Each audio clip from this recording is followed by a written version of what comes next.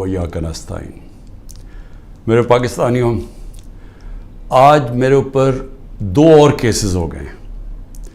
मैं 150 तो क्रॉस कर ही चुका था। 6 केसेस जब मैं जेल के अंदर था, जब मैं नज़रबंद था, उस वक्त मेरे ऊपर 6 और केसेस किए गए और आज 2 और केसेस आ गए। लेकिन मैं सिर्फ ये जो कोयटा का केस है, मैं ज़रा सिर्फ अपनी कौम को बताना चाहता हूँ कि यहाँ किस तरह का मजाक हो रहा है। यानी इस मुल्क से जो किया जा रहा है सारे इंसाफ के निज़ाम से, या मुझे हैरत होती है कि हमने अभी कितना और नीचे गिरना है। यानी कोई हमें इस चीज़ का अंदाज़ा नहीं है कि जो हुकूमतें चलती हैं उनकी वो चलती हैं जिसको अंग्रेज़ी में कहते हैं मॉरल अथॉरिटी, इखलाकी कुव्वत पे हुकूमतें चलती हैं। और जमहूरियत तो चलती इखलाकी कुव्वत पे है, क्योंकि जमहूरियत के पास तो फ़ौज नहीं होती। जिधर से हमने ये सिस्टम लिया है, ये जो पार्लियामेंट्री डेमोक्रेसी का है, वो बरतानिया है। बरतानिया के अंदर सिर्फ उनकी इखलाकियात देख लें कि उनका प्राइम मिनिस्टर बोरिस जॉनसन, जो भारी अक्सरियत से जीता था, सिर्फ एक चीज़ के ऊपर कि जी इसने कोरोना के दिनों में जब सोशल डिस्टेंसिंग थी, जब लोगों को कहा था इकट्ठे ना हो, इसने अपनी ऑफिस के बाद लोगों को जमा कर लिया। उसके ऊपर एक प्राइम मिनिस्टर भारी अक्सरियत से जीता हुआ उधर से शुरू हुआ और उसको रिजाइन करवाया प्राइम मिनिस्टरशिप से। एक उनका प्राइम मिनिस्टर था हैरोल्ड मैकमिलन, उसका झूठ पकड़ा गया, उसको रिजाइन करवा दिया। क्योंकि उनकी जो जमहूरियत है उसकी बुनियाद रखी हुई है इखलाकियात के ऊपर, कि जो ऊपर पहुंच जाते हैं, जो हुक्मरान तबका बन जाता है, वो अपनी मिसाल से कौम को चलाता है। वो डंडे से नहीं चलाता, क्योंकि वहाँ इंसान हैं, आज़ाद हैं, वो जानवर नहीं हैं जो डंडे मार के उनको कभी इधर कर दो कभी उधर कर दो।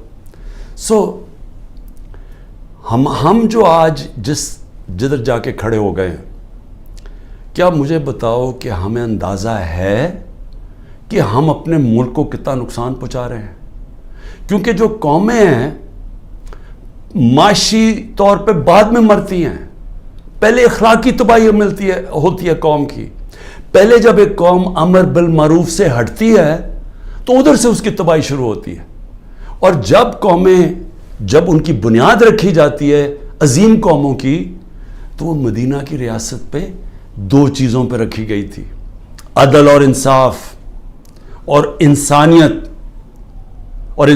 के साथ अमर बिल मारूफ, सच के साथ, हक के साथ खड़े हो, बदी के खिलाफ हो। मोरालिटी के ऊपर, इखलाकियात के ऊपर कौम की बुनियाद रखी गई थी। और वो इसलिए मैं आपको लोगों को याद कराता हूं कि मैं बार बार आपको याद कराता हूं, वो दुनिया की तारीख का सबसे बड़ा इनकलाब था।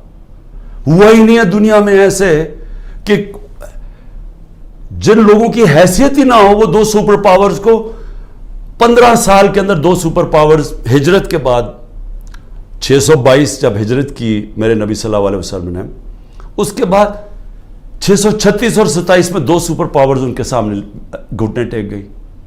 तो कोई इनकलाब किस चीज पे आया था? फिक्री इनकलाब था, वो हथियारों से नहीं आया था, लोग बदल गए थे। और आज हम जरा सिर्फ देख लें कि वो मुल्क, वाहिद मुल्क दुनिया में इस्लाम के नाम पे बना था पाकिस्तान। कोई और मुल्क इस्लाम के नाम पे नहीं बना। हमारी बुनियाद ही रखी गई थी इस्लाम पे। और हमारे जो फाउंडिंग फादर्स थे, उन्होंने हमारी जो करारदादे मकासद के अंदर उन्होंने कहा था कि हम होंगे इस्लामी फलाई रियासत, जो कि मदीना के तर्ज पे चलेगी। अब मैं उधर से जिधर हम पहुंच गए हैं, 10,000 लोगों को पकड़ा हुआ है तहरीक इंसाफ के, बुरी तरह उनको रखा गया है। जिस तरह जो कहानियां सुनाई देती हैं कि ऐसे ऐसे उनसे किया गया, खाना नहीं दिया गया, उनके पेट खराब हो गए, जो गंदा पानी है जो दिया गया उनको जिधर 20 लोग आते हैं वहां 60 लोगों को भरा हुआ। जिस चक्की के अंदर एक आदमी जाता है और वो चक्की के अंदर, वो चक्की जो डेथ सेल जिसे कहते हैं, उधर 6-6 लोगों को घुसाया हुआ है इन्होंने। तो ये एक सियासी कारकुनों के ऊपर जो जुल्म हो रहा है, यानी ये कभी पाकिस्तान में ऐसे हुआ है? थोड़े से लोगों को पकड़ा गया। मुझे ये पता है कि जनरल ज़ियाउल हक के ज़माने में इतनी तादाद में थोड़े से लोगों को पकड़ा है और उन्होंने भी मुश्किल वक्त गुजारा है। लेकिन 10,000 लोगों को पकड़ लेना और हर रोज़ उनके घरों में घुस जाना, जो कि छुपे हुए हैं, उनके घर तोड़ देना, उनके रिश्तेदारों को उठा के ले जाना, जिसको मैं फिर से कलेक्टिव पनिशमेंट कहते हैं। ये सिर्फ आज इसराइल करता है फ़लस्तीनियों से, मकबूजा कश्मीर में किया जाता है कश्मीरियों से, लेकिन अपने लोगों से कोई दुनिया का मुल्क ये नहीं करता। हाँ, पुराने ज़माने में हिटलर ने किया था अपने लोगों से, जिसको कलेक्टिव पनिशमेंट, कि अगर आपका जो जिसके पीछे गए वो ना मिले तो किसी ख़ानदान में से भी लोगों को पकड़ लो। और ये फिर स्टालिन की जो सोवियत यूनियन थी, वो भी बड़ा एक खौफनाक किस्म का दौर था, उधर होता था। लेकिन ये किसी महज़ब माशरे में आज नहीं होता जो आज किया जा रहा है। तो अब मैं आता हूं कि केसेस के ऊपर, केसेस क्या बन रहे हैं लोगों के ऊपर। एक केस से निकलते हैं, उनको दूसरे में पकड़ के उठा के ले जाते हैं कहीं। इमरान रियाज इस मुल्क का वो सहाफ़ी था जिसको यूट्यूब पे सबसे ज़्यादा देखा जाता था। उसका अभी तक पता ही नहीं वो किधर है, और हम सबको खौफ है कि उसके ऊपर तशद्दुद इतना किया है कि ये उसको सामने नहीं लेके आ रहे। अदालतें बुला रही हैं, वो नहीं आ रहा। और जो फिर हमारी अदालतों से हो रहा है इस वक्त, बिल्कुल अदालतों को इन्होंने ऐसा किया है कि उनकी कोई हैसियत ही नहीं है। सुप्रीम कोर्ट का फैसला होता है आइन के मुताबिक, हम आइन के मुताबिक फैसला करते हैं। 14 मई को इलेक्शन होना था, 90 दिन के अंदर, आइन कहता है। हुकूमत ने कोई फिक्र नहीं की। पख्तूनख्वा और इस वक्त पंजाब के लोग एक इलीगल, एक केयर टेकर गवर्नमेंट जिसकी कोई लीगैलिटी नहीं है, कानून में कोई हैसियत नहीं है, आइन में कोई हैसियत नहीं है, वो बैठे हुए ऊपर, और वो केसेस पे केसेस, इंतकामी कार्रवाई। यानी केयर टेकर का मतलब ही होता है वो न्यूट्रल होते हैं, या न्यूट्रल का भी एक और मायना हो गया, जो न्यूट्रल भी कहते हैं वो भी जुल्म कर रहे हैं एक ही पार्टी के ऊपर। तो ये केस क्या है? अब ये जरा जो लेटेस्ट मेरे पे केस हुआ है, मुझे तो ये पता ही नहीं था, क्योंकि मेरे पास इतने केसेस हुए हैं, मुझे तो अंदाजा ही नहीं कि कौन सा केस कौन सा है। मुझे सिर्फ इतना पता है कि बलूचिस्तान में किसी ने केस किया हुआ है, और वो ऐसा फुलिश केस है कि उसकी कोई हैसियत ही नहीं है, उसके ऊपर मैंने कभी तवज्जो ही नहीं दी। वो केस क्या है? कासिम सूरी रूलिंग देता है कि जनाब ये मुरासला, ये जो साइफर आया है वहाँ से, इसके होते हुए बैरून मुल्क की मुदाखलत हुई है हमारे अफेयर्स में, और उसमें लिखा हुआ है कि इमरान खान को अदम एतमाद में शिकस्त हो। ये मुरासले में लिखा हुआ है, जो कि वो डोनाल्ड लू और हमारे एम्बेसडर के बीच में बातचीत हुई, जो कंफर्म किया गया पाकिस्तान की सिक्योरिटी काउंसिल ने। फिर जब शहबाज शरीफ बना प्राइम मिनिस्टर, फिर सिक्योरिटी काउंसिल में एम्बेसडर को, असद मजीद को बुलाया गया।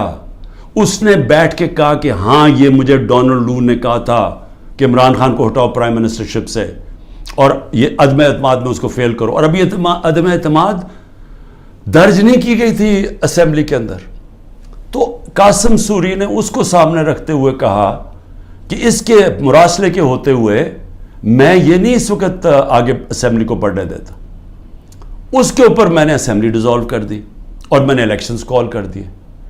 अब ये आदमी कह रहा था कि वो जो इलेक्शंस मैंने कॉल किए हैं उसके ऊपर आर्टिकल 6 लगना चाहिए। तो सुप्रीम कोर्ट ने तो पहले ही रूलिंग दे दी थी। उन्होंने तो उसका सिर्फ कासिम सूरी का जो रूलिंग थी उसको उन्होंने अनलॉफुल डिक्लेयर कर दिया। लेकिन मैंने तो उस रूलिंग के ऊपर फैसला किया था कि असेंबली डिसॉल्व होनी चाहिए और इलेक्शन अनाउंस कर देता हूं। तो मेरे ऊपर तो कुछ था ही नहीं, तो केस में तो कोई हैसियत ही नहीं थी। उस आदमी का वकील का कत्ल होता है, फैमिली सारी कहती है कि खानदानी दुश्मनी थी, उस पर कत्ल हुआ है। वहां पहुंच जाते हैं, یعنی وہ پتہ چلتا ہے کوئی 9:30 بجے اس کا قتل ہوتا ہے, 4 گھنٹے کے اندر لا منسٹر پریس کانفرنس کر دیتا ہے کہ عمران خان اس میں ملوث تھا. 4 گھنٹے. کبھی سوچیں کہ کوئی قتل ہوا ہے, کوئی انویسٹیگیشن ہوتی ہے, کوئی پتہ چلتا ہے, وہ 4 گھنٹے میں کہتا ہے عمران خان اس کے اندر ملوث ہے. اور اس کے بعد کیا ہوتا ہے؟ اس کے بعد آئی جی اٹھاتا ہے اس کے بیٹے کو, رات تک آئی جی اس کو اپنے پاس رکھتا ہے, اور اس سے پھر ایک اور سٹیٹمنٹ آ جاتی ہے کہ جی یہ عمران خان نے قتل کروایا میرے باپ کو.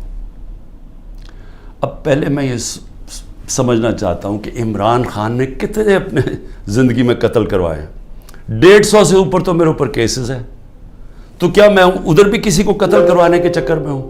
اور وہ کیس جس نے آگے بڑھنا ہی نہیں تھا, جو میرے وکیلوں نے بھی کہا کہ جس نے کس طرح آرٹیکل 6 میرے اوپر لگا سکتے تھے, جبکہ سپریم کورٹ نے رولنگ دے دی تھی اس پہ, تو میرے اوپر تو وہ ہو ہی نہیں. اور پھر آرٹیکل 6 کا جو ہوتا ہے یہ گورنمنٹ کرتی ہے, یہ کبھی انڈیویجول نہیں کرتا. تو یہ وہی ایک ان میں سے کیسز تھے جنہوں میں ان میں مجھے پھنسایا ہوا تھا. اب یہ سوچیں کہ اس کے اوپر میرے اوپر انہوں نے 302 کا مقدمہ کر دیا اور میرے اوپر قتل کا کیس کر دیا. واضح ہے, مجھے نظر آ رہا ہے کہ کیا کرنا ہے.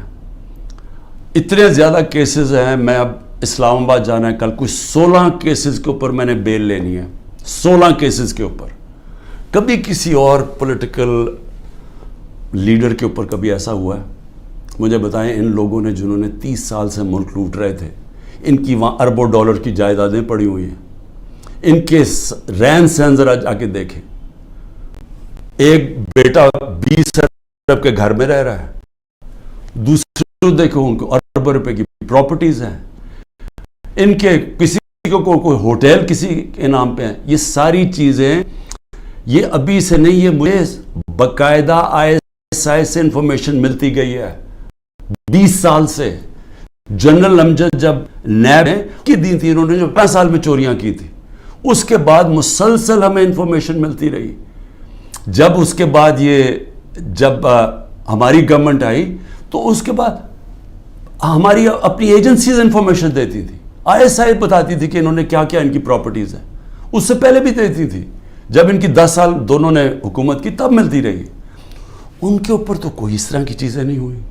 وہ جیلوں میں بھی رہتے تھے تو وہ آرام سے رہتے تھے. وہاں تو کوئی اس طرح کا, ذرا ان کے دیکھیں تو صحیح ماضی میں کہ ان کے اوپر کیسز کیا تھے اور یہ رہتے کیسے تھے اور ان کے اوپر کیا ہوا. یہاں مجھے بتائیں کہ یہ کوئی کیس ہے؟ کوئی مانے گا پاکستان میں کہ عمران خان نے جا کے کوئٹہ میں قتل کروا دیا کسی کو کیونکہ اس کو ڈر لگا ہوا تھا کہ وہ کیس کامیاب ہو جائے گا؟ اور پھر کتنے یعنی ماضی بھی ہے. رانا ثناء اللہ کا تو یہ عابد شیرلی کا باپ کہتا ہے 18 قتل کیے ہیں اس نے. فیصل آباد میں جائیں وہ کوئی اس سے زیادہ قتل بتاتے ہیں. شہباز شریف کی تو رپورٹ ہے ہیومن رائٹس کی یا ایمنسٹی کی کہ اس نے 97 سے 99 تک 770 لوگوں کو پولیس مقابلے میں مروایا ہے. اس کے اوپر تو عابد باکسر نے ٹی وی پہ آ کے کہا کہ اس نے قتل کروائے ہیں. عمران خان کے اوپر بتائیں کس نے کہا کسی کو قتل کیا. تو یہ جو قتل کا کیس انہوں نے کیا ہے, اس کا مقصد ہی ایک ہے کہ کسی نہ کسی طرح عمران خان کو پکڑ لو. اور میں اب کل اسلام آباد جا رہا ہوں, میں تو پورا تیار ہوں, میں تو تیار ہوں کہ پھر سے مجھے یہ پکڑیں گے. لیکن میں کچھ اور آج کہنا چاہتا ہوں. میں آج اپنی پارٹی کو بھی ساروں کو یہ آج کل چیزیں بتاتا ہوں کہ اب آپ کو سمجھ آئی کہ میں نے 27 سال انصاف کی تحریک کیوں شروع کی تھی. کیونکہ یہ جو ہمارے سے ہو رہا ہے, جو میرے سے ہو رہا ہے, جو میرے لوگوں سے ہو رہا ہے, یہ پاکستان کے عام آدمی سے ہر وقت ہوتا ہے جب طاقتور کے سامنے وہ کھڑا ہوتا ہے.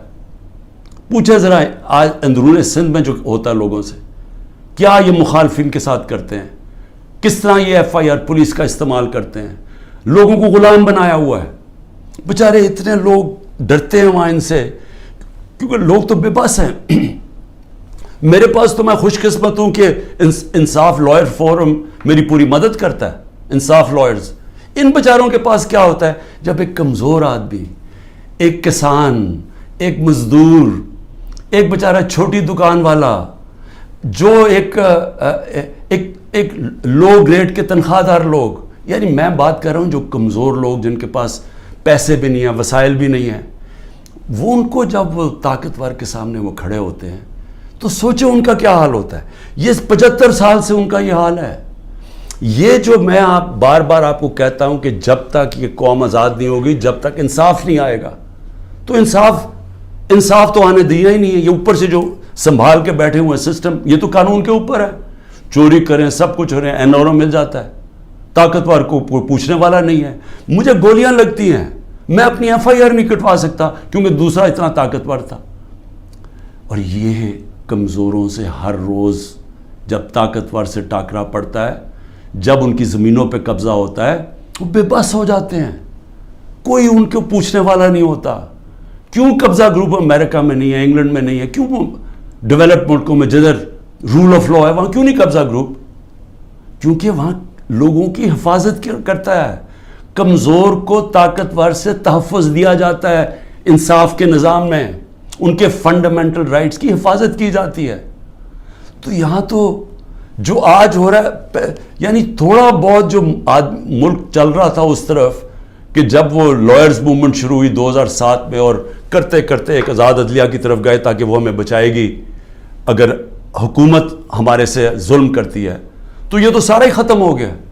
اب تو ہم وہ پہنچ گئے ہیں جو مجھے تو نہیں یاد, یہ تو وہ بدترین مارشل لاز میں پہنچ گئے ہیں. ہمارے تو سارے فنڈامنٹل رائٹس ختم ہو گئے ہیں آج.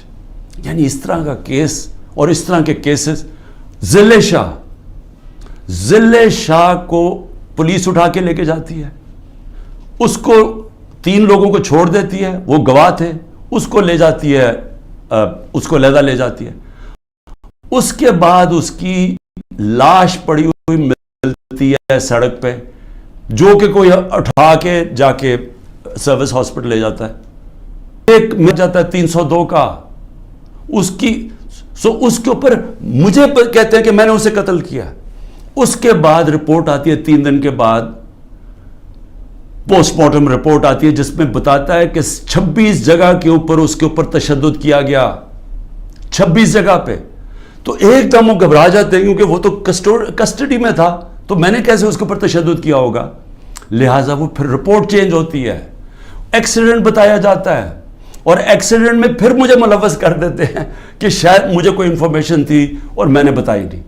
یہ ہو رہے ہیں کیسز یہاں آج, اور یہ سارے اس وقت کوئی تحریک انصاف کا اس کو ان کیسز میں ڈالا جا رہا ہے.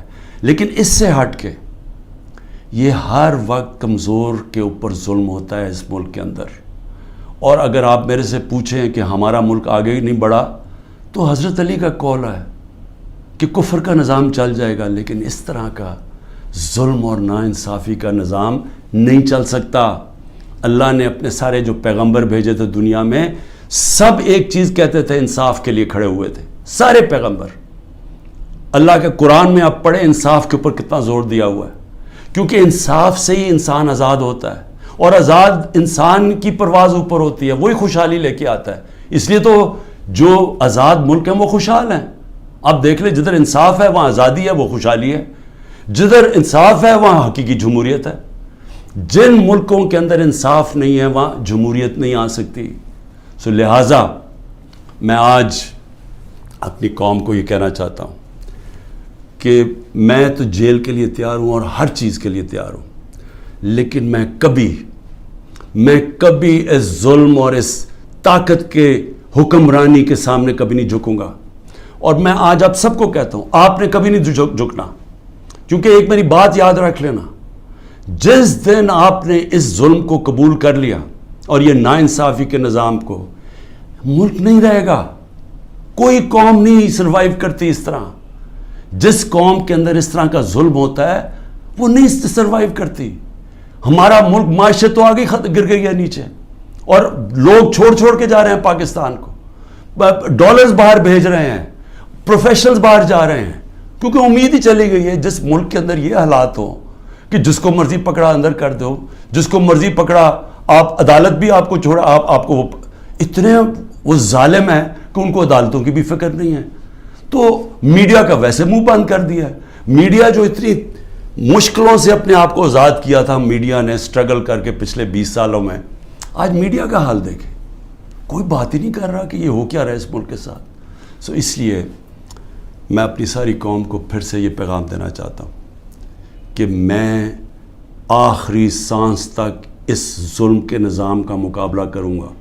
جب تک میرے ملک میں حقیقی آزادی نہیں آئی میں اس کی جد و جہد کروں گا. جو مرضی کر لیں, جیلوں میں ڈالیں, جو مرضی کریں, دھمکیاں دیں.